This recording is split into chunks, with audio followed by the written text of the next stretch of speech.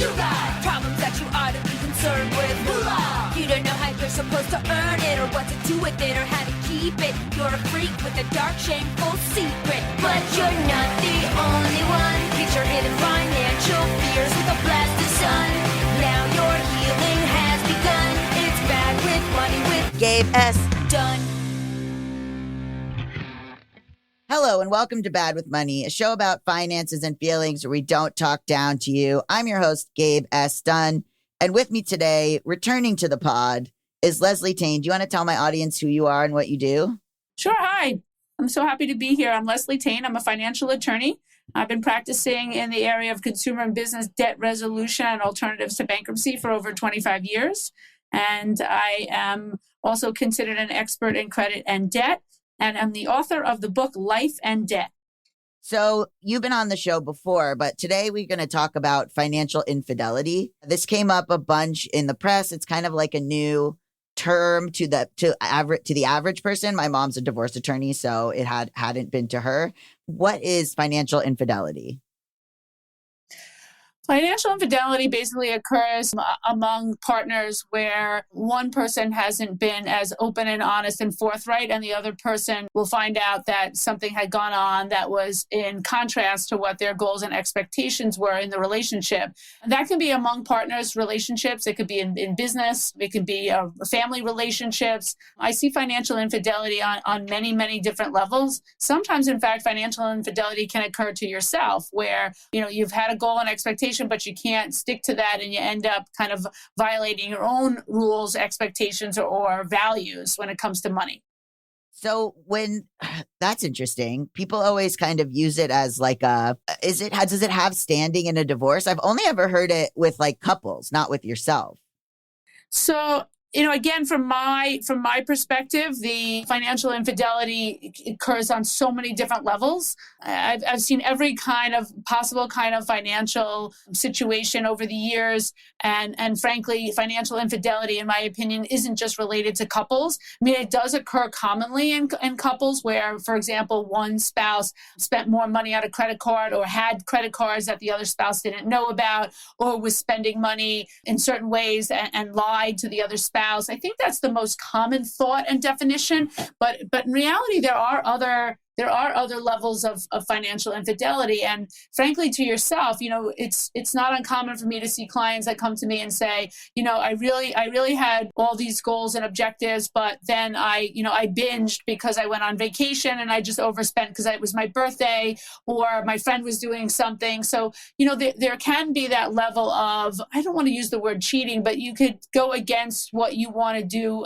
impulsively and kind of be unfaithful to yourself in certain ways, because let's face it, the reality is the infidelity occurs not necessarily to some other person, but by somebody. So if you yourself are doing that, there's an infidelity to yourself, a lack of honesty, a lack of openness, a lack of consistency. And that starts with ourselves. And that's why when we're talking about debt and debt resolution, we're talking about, honest conversations. And the first level of honesty has to come with ourselves. Like, what situation are you in? What are you thinking about doing? What are your expectations? And if you can't meet your own expectations and you have difficulty managing and sticking to your own personal values, goals, or plans, then there is a level of infidelity there.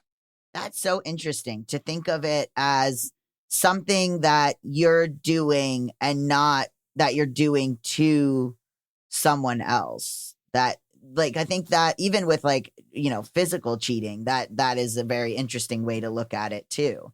I had never thought of that. It's the same thing. It's the same thing in infidelity on a lot of levels. I mean, it all starts with, something that's going on inside ourselves, a discord or discontent, an inconsistency, a challenge, whether it's impulsivity, whatever that might be, a vice, an illness. There's so many reasons why that happens, but it starts in one place and it starts with ourselves. And I honestly think that to avoid an infidelity with ourselves or with other people, we have to first be honest with ourselves. And that comes with finances as well. Let's be honest about what we make and what we really can spend and what our ability is and what's a priority and what isn't.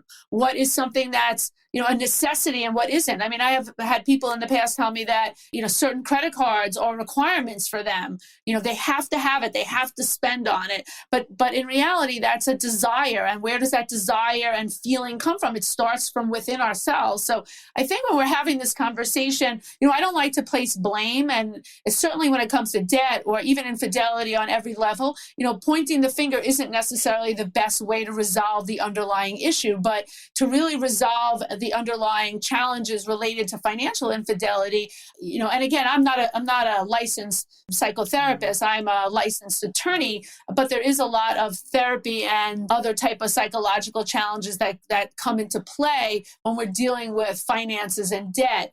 And so I've seen this over the years. And, if I'm having a conversation with somebody and they're not honest with themselves, they're not going to be honest with me. And if you're not going to be honest with yourself, then you're going to have a challenge when you're dealing with your own finances, when you're dealing with family finances, when you're dealing with finances with your partner. And in order to be honest in a relationship, and we talk about this when it comes to love, you can't love somebody else until you love yourself. It's sort of the same when it comes to finances. If you don't, love yourself, respect yourself enough to be respectful to what your goals and values are, you're going to deviate from there. And it's not easy. So it's not a judgmental statement by any stretch of the imagination. It's a reality check of, where does the financial infidelity come from? And the first step to really understanding and learning that is asking about ourselves. Who are we when it comes to finances? What are our values when it comes to finances? How were we raised? What kind of household were we raised in? What were our parents, the teachers in our lives?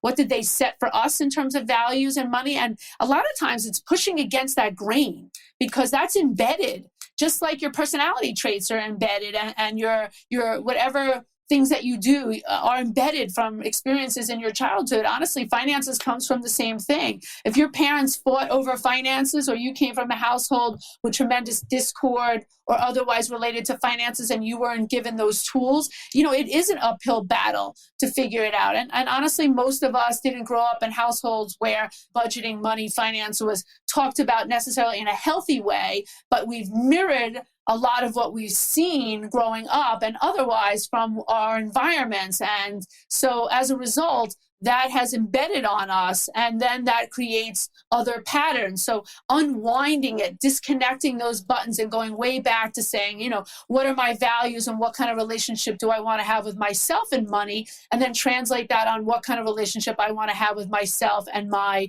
partner related to money. If you have shame related to money, you're going to carry that into a relationship and you're going to find yourself in a position where you don't want to talk about what you've bought, spent, or otherwise because you're feeling ashamed of what that is. And that's a real feeling ashamed. So if we can address that and say, what am I feeling related to money? Then we can say, why am I feeling ashamed? Where is this coming from? Is it reality or a perception? And then unwinding that so that you don't carry that into a relationship. And let me tell you, that is incredibly difficult to do. So if your listeners are out there, don't feel discouraged. It's really more about a wake-up call about, how could you avoid coming to me and me saying, you're not being fair to yourself, your family, your spouse, or otherwise. I mean, obviously, when you come to me, there's a whole spider web of challenges, and I'm unwinding that for clients and helping them see how we can fix the problem that's on the surface, which the problem on the surface is, let's say, debt, right? That is a symptom of a problem. Debt, overspending, no money in the bank, those are symptoms. So if we go through the symptomatic, why that's happening, we want to figure out how we got there. So we can reverse that engine and say, okay, here's my problem. Now we can go down the ladder, not up the ladder, but down the ladder and say, how did I get here? And where are my feelings towards this? Again, all of that, there's so many environmental challenges that impact our ability to make those decisions. But, the end result of the infidelity is a characterization of a pattern. So you're now being labeled as being financial infidelity as a result of a pattern that resulted in a conclusion of what you did.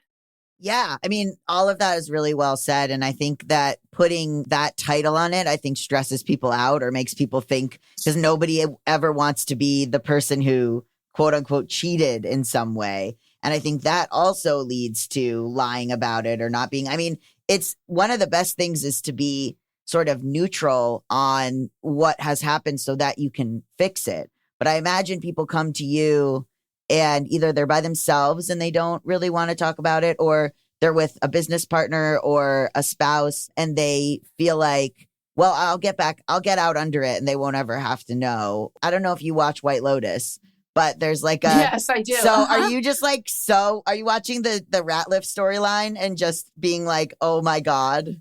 So yes, I'm a White Lotus fan for sure. And so, yes, I see what's happening. And if we want to use that as an example, think about the financial infidelity to himself.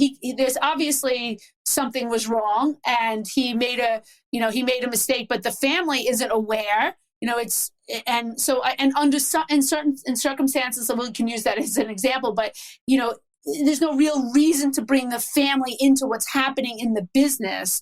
But, he has business partners, and obviously the business partners there was an infidelity within the business relationship, and certainly an infidelity in himself when he's saying, I should never have done this. I should never have trusted you. So there is there's a piece there. Again, that's where financial infidelity is across the board problematic. And you look at the relationship with the family, in that situation, it's understandable that he's not sharing the information with the family until the time comes when it's necessary to share that information. But I don't know that I would say that he's in the early stages of that he was committing a financial infidelity to the family because of that. He was conducting business, and that infidelity really came from in himself and the people that he was working with, not so much the family. Because again, when you're running a business, and I run a business, it's not like I come home every day and I tell my children and my family, hi, by the way, this is what went on in business today. Mm-hmm. It's unrelatable, and it's not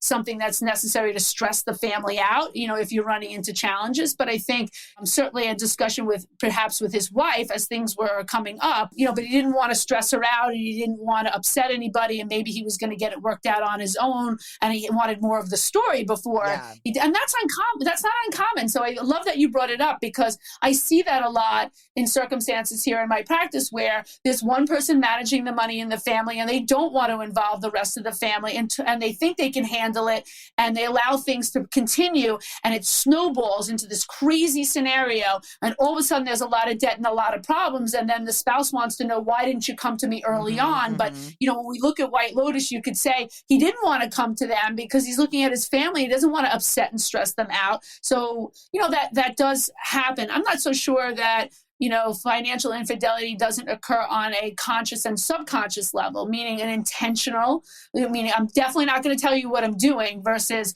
something went on and I wasn't comfortable telling you. I didn't think the time was right. But, clearly he didn't have that kind of relationship with his wife where he was sharing that information. Yeah, that's definitely a great example.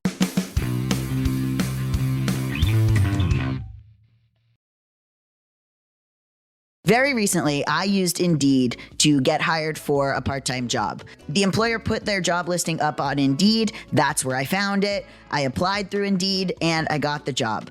Indeed made the hiring process so easy. I was able to search for all kinds of jobs based on my skills and being able to look at really easy to read descriptions from the jobs about what they were looking for in a candidate. If I needed to hire someone again, I would absolutely use Indeed. And I also have been telling everyone when they've been saying that they want to look for a job or they don't know where to find a job, I was like, you got to use Indeed. I've literally told like 4 people I found this job on Indeed. That's where you should look if you're looking to find a job. And the job I was looking for, they needed someone really quickly because they were growing so fast. So they needed to hire the right person very fast, and it was so important. When it comes to hiring, Indeed is all you need. Stop struggling to get your job posts seen on other job sites. Indeed's sponsored jobs help you stand out and hire fast. With sponsored jobs, your post jumps to the top of the page for your relevant candidates, so you can reach the people you want faster. And it makes a huge difference. According to Indeed data, sponsored jobs posted directly on Indeed have 45% more applications than non-sponsored jobs. I sincerely love Indeed. I went on there. It was incredibly easy. I literally got hired in September for a job actually using Indeed. I know this is a podcast ad, but I mean it. I really did use Indeed. I really do recommend Indeed. It all happened so fast, and I didn't even have to really stress. I found what I wanted. I got the job. Plus, with Indeed sponsored jobs, there are no monthly subscriptions, no long-term contracts, and you only pay for results. How fast is Indeed? In the minute I've been talking to you, 23 hires were made on Indeed, according to Indeed data worldwide. And if you're looking to hire, you need to use Indeed because you'll find people like me. There's no need to wait any longer. Speed up your hiring right now with Indeed. And listeners of this show will get a $75 sponsored job credit to get your jobs more visibility at Indeed.com/badwithmoney. Just go to Indeed.com/badwithmoney right now and support our show by saying you heard about Indeed on this podcast. Indeed.com/badwithmoney. Terms and conditions apply. Hiring, Indeed is all you need. Here on this show, I have learned a lot of money lessons the hard way. Mostly, I've learned that I need to actually pay attention and look at what I'm doing, which is kind of the hardest part. I learned a lot of this later in life, as you know, and so all of it is pretty intimidating to me. And when I started this show in 2016, it really came down to financial literacy. And April is Financial Literacy Month. So today's episode is sponsored by Acorns. Since there is a whole month reminding you to finally take control of your money, the good news is you don't need all 30 days. Acorns makes it easy to start saving and investing for your future in just 5 minutes. You don't need to be an expert. Acorns will recommend a diversified portfolio that matches you and your money goals. You don't need to be rich. Acorns lets you get started with the spare money you've got right now, even if all you've got is spare change. Truly getting started investing in the easiest ways that you can, like getting on the right track and not having to think through what exactly you're investing in. Like, these funds are pretty straightforward. So if you can get involved in doing that with Acorns, you should. And I know it's a scary time for investing, but you know, one of my guests did just say, sometimes it's good to look at it as a sale. So think about it that way if you want to invest. I'm starting to think of it as maybe the investments are on sale right now, and this is when we get in. Sign up now and join the over 14 million all-time customers who have already saved and invested over $25 billion with Acorns. Head to acorns.com/badmoney or download the Acorns app to get started. Paid non-client endorsement. Compensation provides incentive to positively promote Acorns. Tier 1 compensation provided. Investing involves risk. Acorns Advisors LLC, an SEC registered investment advisor. View important disclosures at acorns.com/badmoney.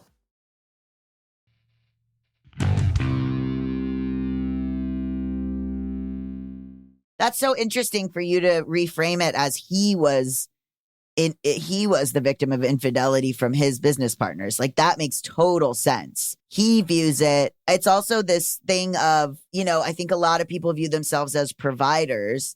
And when they just view it as not a thing that me and my partner are going through together, but like this private shame or even, you know, a white lie or just omission. In my head, I'm like, ideally, you would say something to your partner and then your partner would maybe be like, oh, I have some ideas, or what if you did this? Or maybe we could do this. Or, you know, like, your partner is someone that you can sort of like talk through that with, instead of feeling like if I don't perform a certain way, this person is not even gonna want to be with me. Yeah. So in the White Lotus situation, again, I think he was the victim of his own infidelity. You know, I think he, like, when you say I should never have done that, then you knew there was something going on that you should not have done, and you still made a decision. And there's the individual infidelity to yourself. Yeah. Like, it, you know, he said, well, I only got 10 million out of it. So, like, you know, is there a price tag on what level of when you're going to commit infidelity? Mm-hmm. So, you know, in that case, I think there's two victims. He victimized himself by himself, and then he's victimized certainly by what happened. But sometimes there's a choice, and you're making a choice, but that choice might not be conscious. You might be going forward because of the values or pressures that you're feeling. And then you don't feel comfortable then talking to the spouse about that, because in a lot of ways, you're not really doing the right technically the right Yes. thing. Yes. And therefore, as a result of not doing the right thing, like if he went to his spouse and he said, if he talked it out and he said, hey, you know what, there's an opportunity to make $10 million, but this is what has to happen. And these are the kind of people that I'd have to be involved with. What do you think? I think if you talk that through and you say, where are my values here? Is it worth the risk of doing something that might be considered, in his case, money laundering or some other federal or state crime? You have to ask yourself, you have a choice. Nobody put a gun to his head and said you had to do this, but there was a value there. His intense desire to have money and provide a particular lifestyle for his family and be successful, and all of that created a lot of pressure for him. And if you listen to the story was that his father was very successful, and so there's the family pressure. So we talked about earlier what it's like when you grew up, and it doesn't mean that you grew up in a home with no money. That if you grew up in a home with a lot of money and your parents were uber successful and your grandparents are successful, there's huge pressure to perform. And so he's feeling that pressure to perform and therefore might have made a decision that was not a good decision based on the fact that he felt that value. But there's the infidelity to yourself and your values, right? So we can break it down in so many different ways and slice it up, but it comes down to, the strength of the relationship with the spouse. Could he really have I would have liked my spouse in that situation to come to me and say, hey, the deal is on the table. What do you think? Right. Like, here's what's happening to me. I don't want you to be left in the dark. And here's what's happening. And I'm being investigated because there's this challenge, or I made a mistake. And I need you as my partner to support me. And I'm going through hell now. But you don't, when it comes to financial situations like that, in my experience, you internalize it and withdraw, and you're ashamed and embarrassed, and that makes it difficult and it perpetuates that infidelity and makes it, in a lot of cases, worse. Yeah. So, the solution isn't an easy one.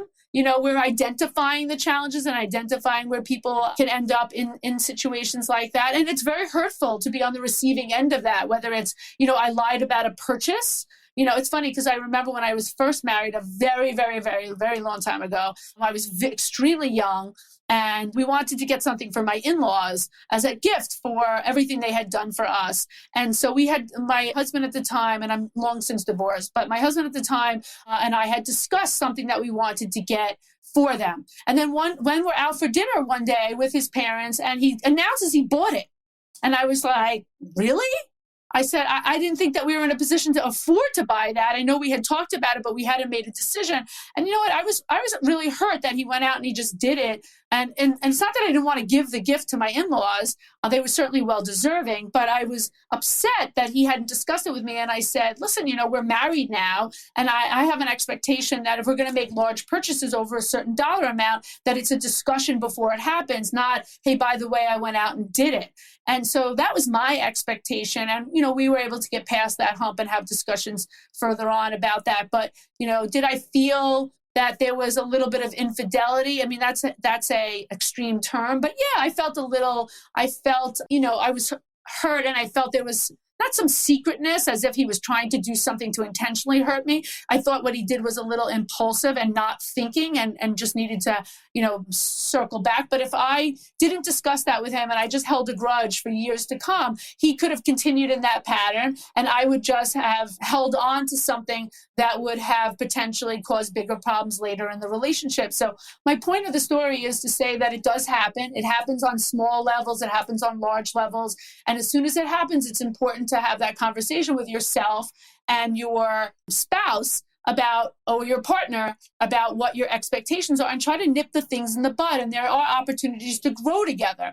It's impossible that you're going to go your entire life or your entire relationship time where there's not going to be something that somebody does that hurts your feelings, or that was insensitive, or what you might consider an infidelity to the relationship. And that doesn't mean just cheating physically. It could just be a lot of different levels, like buying something in that example could be considered an infidelity. But it's how you deal with it it and you move forward together and you have a discussion. And from that point on, we agreed that anything over a certain dollar amount, we would discuss with each other before the purchase was made. So problem solved and expectation met. If in turn, he continued to do something like that and kept things secret from me, which he did not, but if he did, then that infidelity becomes more intentional. And now we have a deeper issue that requires a more serious conversation. And I think what ends up happening is there is resentment in relationships, and I see that often. And what ends up happening is that, one spouse or partner says, F it, I'm just going to buy this. He or she did this, so I want this, and I'm not going to tell her. It festers a lot of fires in the relationship.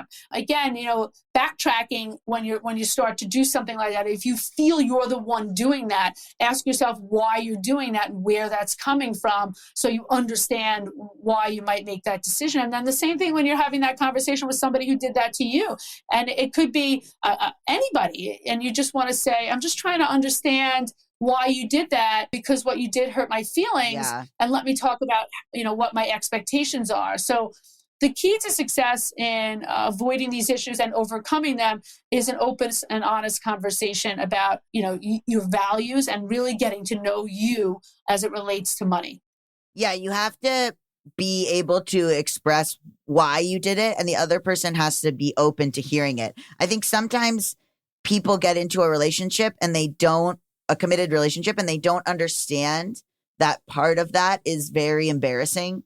Like, you have to constantly be kind of embarrassed in front of the other person. At least for me, I know I've had friends be like, I don't find vulnerability embarrassing. And I was like, well, good for you. But well, there is something. So I get that, and early on in relationships, it gets hard. And that's really where those hard conversations are opportunities for growth, but they are hard. Let's say you went on vacation with somebody, you laid out the money, and now you feel funny in that relationship saying, hey, by the way, this is what I'd like you to give me X amount of dollars for what I laid out. That's a hard conversation. Yeah. That's difficult. And then you don't say anything, and then you kind of let it go because you're hoping the other person is the one being more proactive about it. But, and you don't want to come across as petty, or there's so many reasons. And it makes it difficult to have that conversation, but it is important to do that for yourself and for the other person, as difficult as it is. And you can start out by saying, listen, this is really difficult for me to say. It's very hard for me to get this out. And I'm afraid that the words I'm going to use might be offensive, which is why I'm challenged in discussing this. But, when we went here and we paid for this, and I paid for it, I had an expectation, even though I didn't necessarily convey it to you, but I would appreciate so much if we could split that. Would you be willing to do that? And then the response is what you're looking for. Mm-hmm. If somebody barks at you or they yell at you, or that becomes that, now you know that you're not on the same page when you're having an open, frank discussion, or somebody makes you feel worse. Oh yeah, you should have come to me, or why didn't you? Now the red flags go up. Is this going to be a healthy relationship for me? Am I going to be able to navigate with this person in the future as we melt the relationship? But the challenge is when you're doing that, you're like, but I like this person. Yeah. But you like a lot of things, but the things that you don't like will become bigger problems later on. So those are very tough conversations. It's the same thing when it comes to money and spending. Like when you first start meeting somebody and you watch the way they're spending money, how they use their credit cards, what they do with that, I'm always on the lookout for that. I watch very carefully, how somebody uses their money. What are their thought processes about money? Are they cheap? Are they savers, spenders? Are they impulsive? Mm-hmm. How will this impact me later on? Maybe somebody has more money than you do, so they say, let's go do A, B, and C, and you can't really afford C, but you go along with it anyway because you want to. You have to be able to say, that's not something I can do. But, and again, it comes to really protecting and respecting yourself. Yeah.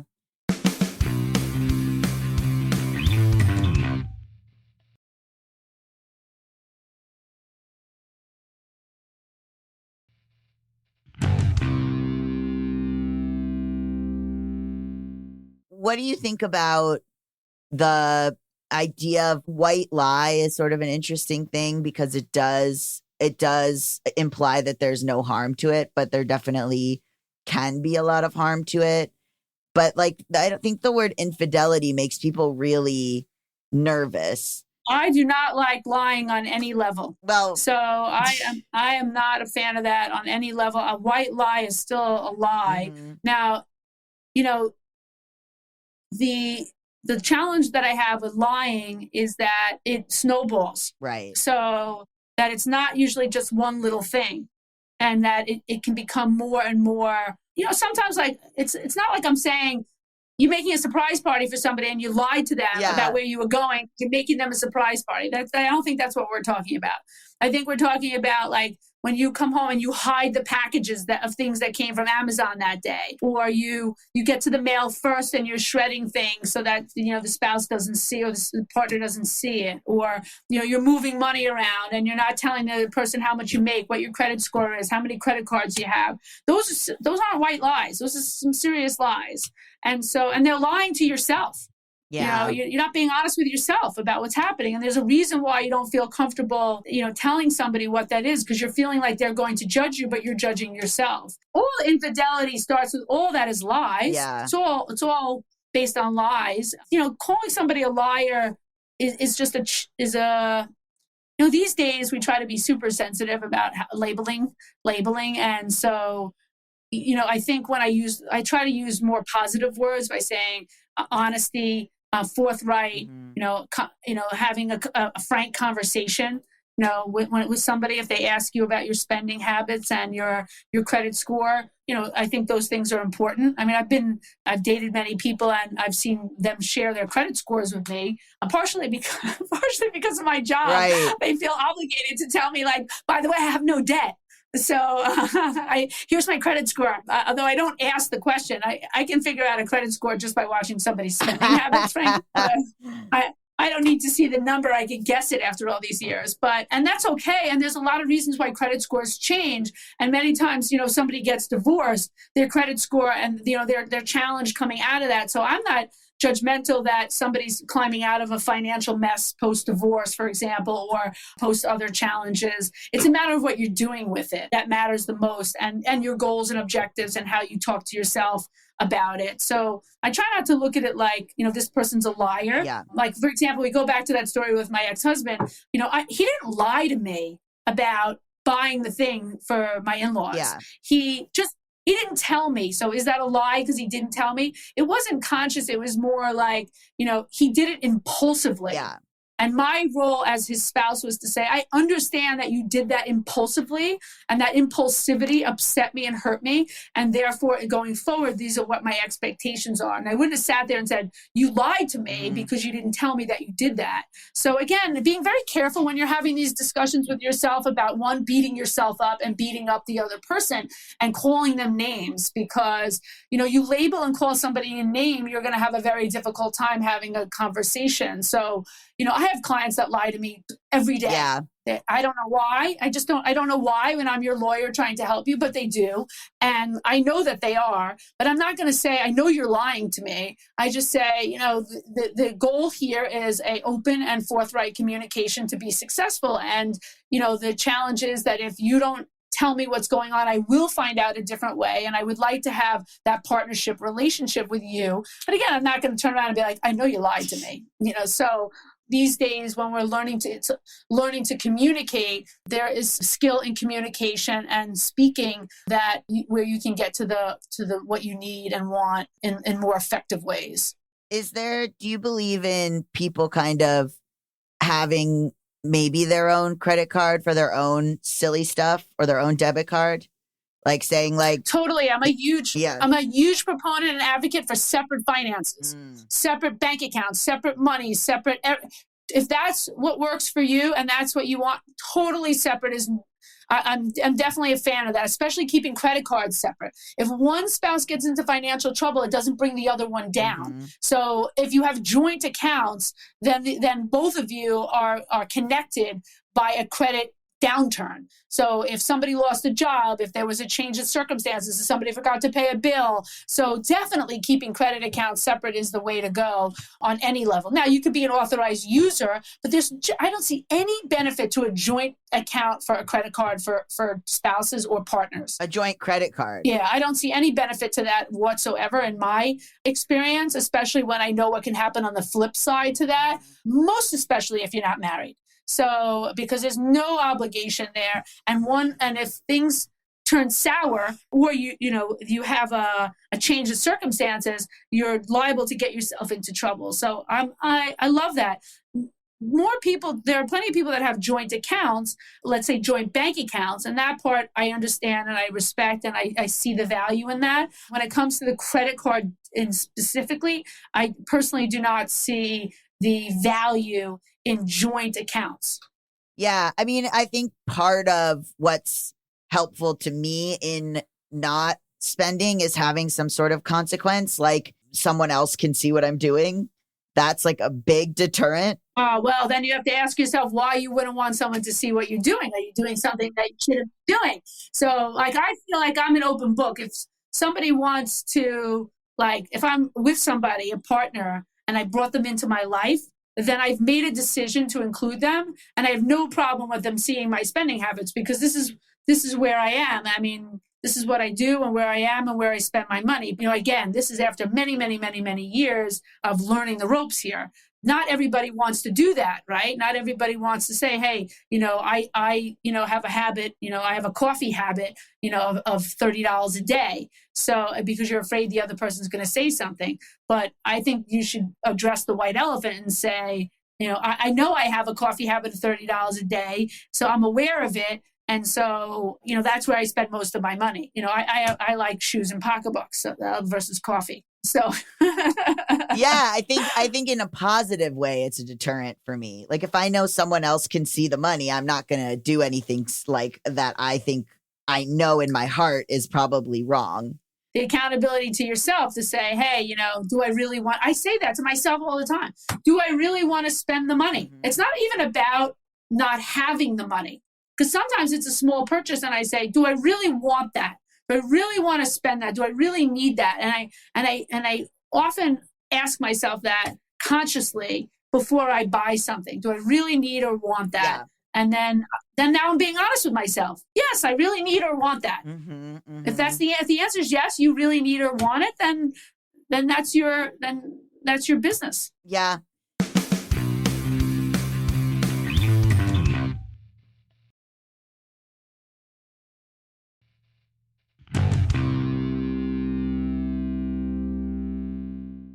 Being in a relationship is hard. And I think that there's resentment, at least historically for me, in having to answer to anyone about anything, which is something that I think you're right. People go, I really like this person, I'm in love with this person, but they don't realize that a huge part of it is you have to, unfortunately, if you're going to share your life with someone, you have to, unfortunately, share your life with someone.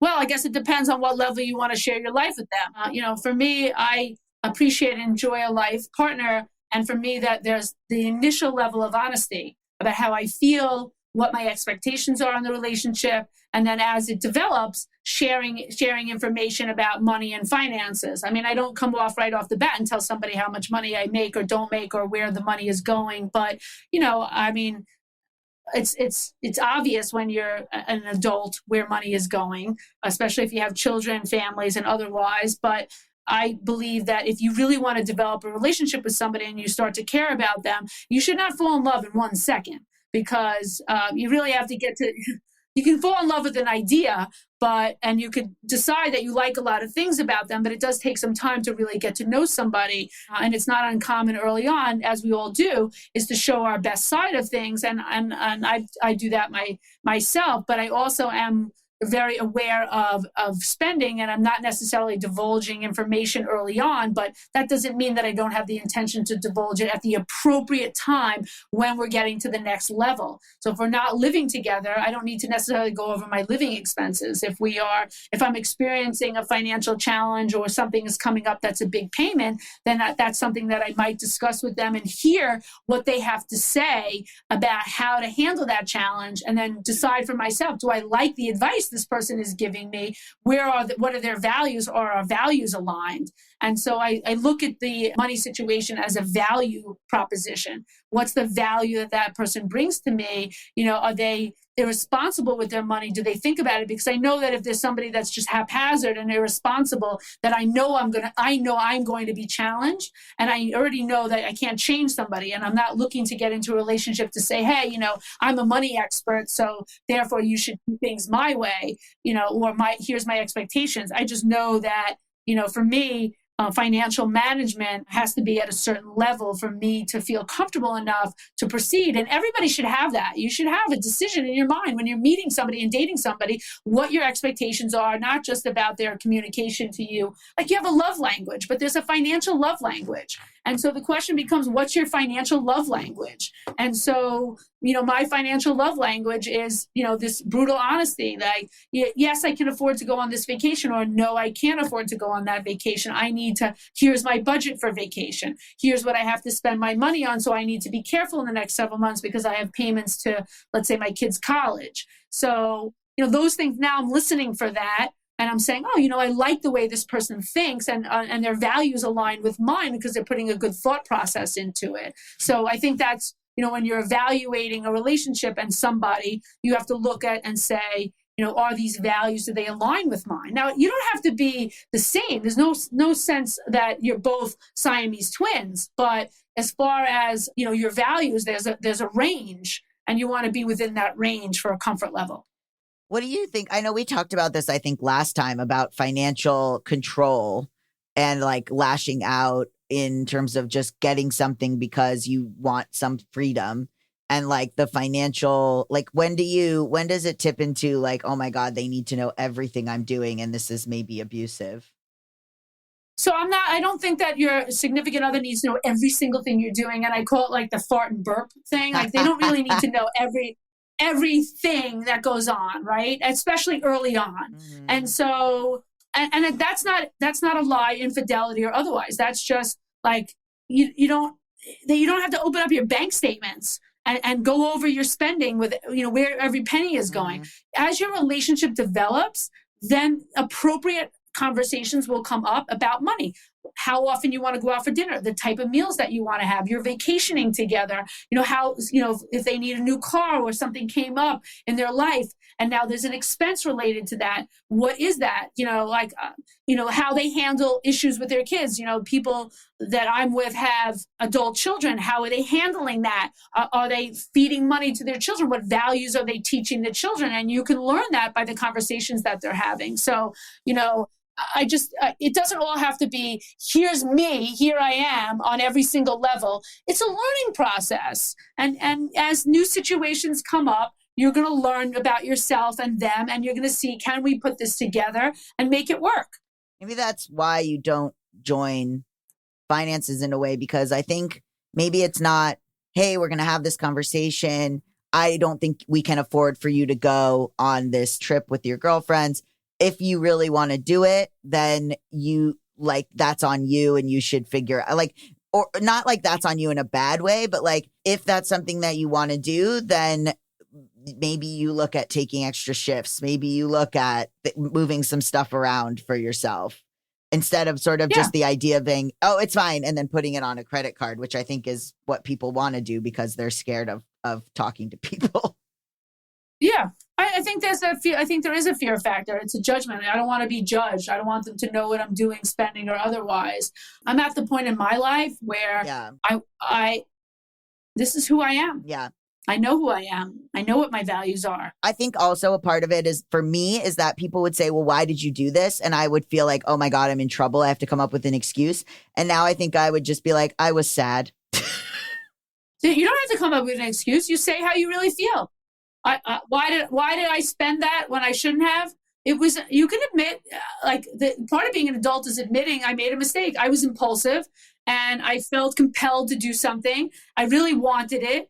And, now I understand that I'm paying the piper for that decision. And I think there's a lot of respect there, like for somebody who can be responsible and accountable and doesn't blame other people. I mean, that's a big part of understanding somebody too. Can they admit when they made a mistake? And do they take steps to remediate their errors and learn from their mistakes? And I mean, that's a very mature person right there. That's a checkbox. Check on the check side. Somebody who says, somebody made me do it, or I had no choice, or whatever. And I see that a lot. I have a client in mind actually who does that, and I think, like, you didn't need the car for that kind of money. There's other cars. You can't tell me that was the only vehicle that you could get approved for that cost that kind of money. So, well, I needed it. I need a third row. I need this. I need that. Okay, but there's other options. There are other options. So let's just be honest with yourself about it, because if you're not going to be honest with yourself, and really when you talk about an explanation to somebody, the explanation is really to yourself. Can you say it out loud? I was sad. And okay, I understand. Like, we all get sad and do things when we're sad or depressed or frustrated or angry. It's identifying the feelings, because they do connect to the financial part. And very often people use the financials as a tool or a weapon to either self-soothe during difficult times or to self-medicate, things like that. Yeah. And you have to be open to hearing your partner say that. But it's so hard. Yes, you make such a good point. You have to be a good listener. You have to be a really good listener. And when they're going through something, you have to let them speak it and say, I understand, or I need time to digest this. I want to understand what you're saying, and how this relates to me. Yeah. Yeah, because it is, I mean, at least for me, it is very hard to just say, instead of coming up with an excuse because I'm just sort of constantly needing to, like, explain myself, when you could just go, like, I saw it and I wanted it. And, like, I know that's not the right answer. Like, I'm struggling. I'm, like, saying, like, I got to come up with the right answer. I know. That's the answer. Yeah. And if you're feeling the need to, like, you have to explain yourself to somebody, you want to ask why. Why am I explaining myself? And so, I think when it comes to financial infidelity, it's imprinted on you. Yeah. And when it's imprinted on you, you have to work really hard to disconnect the imprint in order to go in a different direction. Yeah, where I'm like, I don't want to be in trouble. And then it's like, well, we should unpack why that is your goal, to avoid being in trouble entirely all the time. That comes from your childhood. I know. Your feeling of being in trouble. I know. So, like, yeah. So that's where that, again, when we roll all this back, there was an expectation on you, and that imprinted on you what the expectation was. And that's why you feel that, likelihood that you would be, quote, in trouble, because with your spouse, like, really, you're going to be in trouble. That's a balance. That's a balance, an imbalance in the relationship, right? If you feel you're going to be in trouble with your spouse, where's the partnership there? Right. You might feel like you disappoint the spouse. That's different. I was going to say, yes, I was about to say, and it's okay to disappoint people. Woof. Yeah, of course. It happens. Yeah. Well, thank you so much for joining us. Always a pleasure. Where can people find you and more about you? Sure. And thank you so much for having me. I love the discussion today. And you can certainly find me anywhere online in social media, on X, on TikTok. It's Leslie H. Tayne, ESQ, Instagram, LinkedIn, Facebook. Life and Debt book is online. And certainly you could put in Leslie Debt Attorney, and then it'll open up the world for me. Thank you so much. Thank you. I appreciate it. Bad with Money with Gabriel S. Dunn is a production of Noted Bisexual, produced by Melisa D. Monts and Diamond MPrint Productions. Edited by Diane and Kang, post-production sound by Coco Llorens, production assistance by Melanie D. Watson, and music by Mike Kaplan, Zach Sherwin, and Jack Dolgen, sung by Sam Barbera. Thank you. Love you. Bye.